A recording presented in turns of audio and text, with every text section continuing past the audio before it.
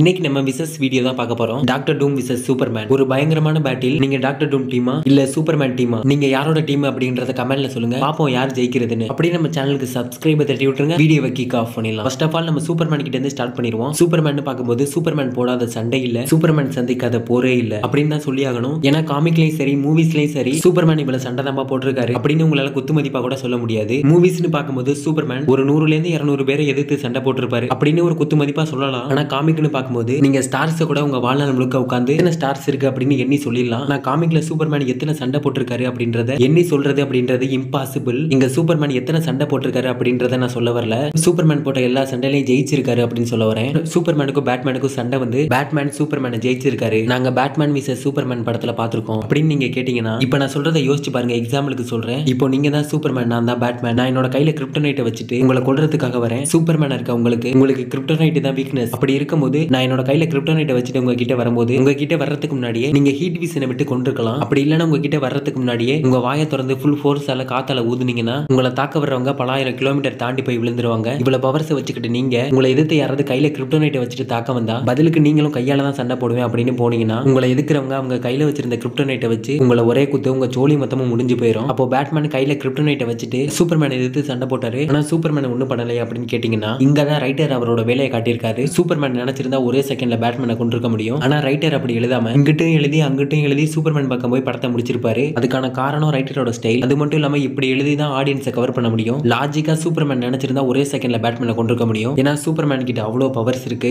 இவ்வளவு பவர்ஸ் வச்சிருக்க சூப்பர்மேனால டாக்டர் டூமை கொல்ல முடியுமா? அட்லீஸ்ட் டாக்டர் டூமை எதிர்த்து சண்டை போட்டு ஜெயிக்கவது முடியுமா அப்படின்னு நீங்க கேட்டீங்கன்னா வெயிட் அண்ட் வாட்ச். சூப்பர்மேன் கிட்ட எவ்வளவு பவர்ஸ் இருக்கோ அதே அளவுக்கு அவர்கிட்ட வீக்னஸும் இருக்கு. சூப்பர்மேனுக்கு கிரிப்டோனைட்டை தவிர்த்து ரெட் சன், அதிக அளவிலான gravity, brain wash, mind manipulation, magic and omega beams, இது மாதிரி சூப்பர்மேனுக்கு ஏகப்பட்ட வீக்னஸ் இருக்கு. அப்படியே நம்ம டாக்டர் டூம் கிட்ட வரும்போது டாக்டர் டூம் கிட்ட ஒரு முக்கியமான பிளஸ் பாயிண்ட் இருக்கு. அவரால் மேஜிக்கை கண்ட்ரோல் பண்ண முடியும். இது சூப்பர்மேனுக்கு ஒரு மிகப்பெரிய வீக்னஸ்னு கூட சொல்லலாம். அப்போ மேஜிக்கை வச்சு டாக்டர் டூம் சூப்பர்மேனை ஈஸியா டிஃபீட் பண்ண முடியுமா அப்படின்னு நீங்க கேட்டீங்கன்னா இதை தெரிஞ்சுக்க நம்ம டைம் டிராவல் பண்ணி கொஞ்சம் பின்னாடி போக வேண்டியது இருக்கு. 90ஸ்க்கு முன்னாடி 80s காலகட்டத்தில் DC Marvel crossover comic புக்ல சூப்பர்மேன் இது வரைக்கும் பார்த்துடாத அவரால் வெல்ல முடியாத ஒருத்தரை சந்திக்கிறாரு. அவர் தான் டாக்டர் டூம். அப்போ அங்க சூப்பர்மேனுக்கும் டாக்டர் டூமுக்கும் ஏற்பட்ட சண்டையில லாஜிக்கா அந்த இடத்துல யார் ஜெயிச்சிருப்பா அப்படின்னா டாக்டர் டூம். கிரிப்டோனைட் தான் சூப்பர்மேனோட வீக்னஸ்னு தெரிஞ்சுக்கிட்ட டாக்டர் டூம் அவரோட மேஜிக்கால கிரிப்டோனைட்டை தூள் தூளாக்கி சூப்பர்மேனுக்கு பலத்தை கொடுக்குற சூரியனோட ஒளிக்கதிர்கள் மூலமா கிரிப்டோனைட்டோட தூள்கள் சூப்பர்மேன் உடம்புல படுற மாதிரி டாக்டர் டூம் அவரோட மேஜிக்கால பண்ணிடுவாரு. சூப்பர்மேன் உடம்பெல்லாம் கிரிப்டோனைட்டோட தூள்கள் பரவுனதுனால தன்னோட எல்லா பவரையும் இழந்து சூப்பர்மேன் ஒரு பூமியில வாழ்ற ஒரு சாதாரண மனிதனா டாக்டர் டூம் முன்னாடி விழுந்து கிடப்பாரு. அந்த இடத்துல ஜெயிச்சது டாக்டர் டூம் தான். சூப்பர்மேன் டாக்டர் டூம் கிட்ட தோத்துட்டாரு. அதனால சூப்பர்மேன் வாழ்றதே வேஸ்ட் அப்படின்னு சொல்ல வரல. இப்போ இதே காமிக் புக்கை ஒரு மார்வல் காமிக் புக் ரைட்டர் கிட்ட கொடுத்தா அவர் டாக்டர் டூம் ஜெயிக்கிற மாதிரி தான் எழுதுவாரு. பிகாஸ் அவர் Marvel comic book writer. Superman versus Doctor Doom. இதே காமிக் புக்கை ஒரு டிசி காமிக் புக் ரைட்டர் கிட்ட கொடுத்தா அவர் சூப்பர்மேன் ஜெயிக்கிற மாதிரி தான் எழுதுவாரு. ஏன்னா அவர் DC comic book writer. DC comic book ரைட்டரா இருந்துட்டு சூப்பர்மேன் விசஸ் டாக்டர் டூம் ஃபைட்ல டாக்டர் டூம் ஜெயிக்கிற மாதிரி எழுதி இருந்தார்னா டிசி ரைட்டரா இருந்துட்டு என்னடா மார்வல் ஜெயிக்கிற மாதிரி எழுதிருக்காரு அப்படின்னு டிசி ஃபேன்ஸ் என்ன நினைப்பாங்க? டிசி ஸ்டுடியோஸே என்னடா எங்க பக்கம் ரைட்டரா இருந்துட்டு அவங்க பக்கம் எழுதுற அப்படின்னு டிசி ரைட்டர்ஸ் பத்தி நினைப்பாங்க.